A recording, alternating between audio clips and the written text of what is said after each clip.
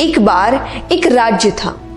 उसके राजा के सभी मित्र राज्यों के साथ बहुत अच्छे व्यवहार थे, यानी वो सभी के अच्छे दोस्त थे। सभी के यहाँ आना जाना लगातार लगा रहता था। इसीलिए सभी राज्य उनके लिए आए दिन कुछ ना कुछ भेजते रहते थे। कभी जेवर हो, कभी खाने को कुछ हो, कभी वस्त्र हो, कुछ ना कुछ गिफ्ट्स हमेशा देते रहते थे। एक दिन उनके दरबार में एक विदेशी मेहमान आया और उसने जाते समय राजा की मेहमान नवाजी से खुश होकर राजा को एक पत्थर उपहार दिया, यानी गिफ्ट किया। राजा को वो पत्थर बहुत ही अच्छा लगा। उसने उस पत्थर की भगवान की मूर्ति बनाने का हुक्म दिया अपने मंत्री को। राजा उस मूर्ति को अपने राज मंदिर में लगवाना चाहते थे। राजा की अनुमति पाकर, परमिशन लेकर मंत्री एक कारीगर के पास जाता है। उसको पत्थर देकर कहता है कि इसकी एक अच्छी सी मूर्ति बनवा दो। ये काम 10 दिन के अंदर हो जाना चाहिए।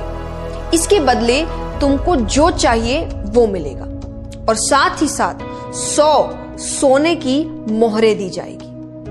ये सुनकर कारीगर बहुत खुश हो जाता है। उसने अपनी सभी वस्तुओं को लेकर काम शुरू कर दिया। अब वो उस पत्थर को तोड़ने लगा, जिससे वो उसकी अच्छी सी मूर्ति बना सके। कई बार चोट मारने पर भी वो पत्थर नहीं टूटा। उसने उस पत्थर पर लगभग 50 चोट मारे। करता रहा पर वो पत्थर टूट नहीं रहा।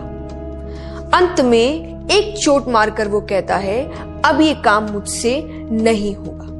अरे जब इतनी चोट खाने पर भी ये पत्थर नहीं टूटा तो अब क्या खाक टूटेगा। वो उस पत्थर को वापस मंत्री को दे देता है और कहता है इसकी मूर्ति नहीं बन सकती। लेकिन मंत्री को तो किसी भी हाल में मूर्ति बनवानी थी, राजा का हुक्म जो था। मंत्री उस पत्थर को लेकर दूसरे एक साधारण कारीगर के पास जाता है। जैसे ही उस कारीगर ने एक चोट मारी और वो पत्थर टूट गया तो वो उसकी मूर्ति बनाने लगा। मूर्ति बनाकर उसने मंत्री को दे दी। मंत्री ने उसे मोहरें दे दी। अब वो मंत्री जाते जाते एक ही बात सोच रहा था कि अगर उस पहले वाले कारीगर ने एक अंतिम प्रयास भी किया होता तो ये सोने की मोहरें उसकी होती। ये कहानी हमें क्या सिखाती है कि कई बार हम बहुत मेहनत करते हैं लेकिन फिर भी काम को अधूरा छोड़ देते हैं, ये सोचकर कि अगर अब तक नहीं हुआ तो आगे भी नहीं होगा। ये शायद मेरे लिए है ही नहीं, मेरी किस्मत में ही नहीं है, मुझसे होगा ही नहीं। पर असलियत में आपको बस एक बार और करने की जरूरत है, थोड़ी सी मेहनत और करने की जरूरत है, थोड़ा सा पेशेंस और रखने की जरूरत है। शायद जिस वक्त उस काम को छोड़ रहे हो उसकी अगली ही बार वो काम हो जाए, पर हम उसे छोड़ देते हैं, अपने गोल्स को छोड़ देते हैं, अपने सपनों को छोड़ देते हैं, अपनी जीत को छोड़ देते हैं। आपको पता है थॉमस एडिसन ने लाइट बल्ब सक्सेसफुली बनाने से पहले 9,999 टाइम्स अनसक्सेसफुल अटेम्प्ट्स करे। बहुत ही बड़ा नंबर है ये।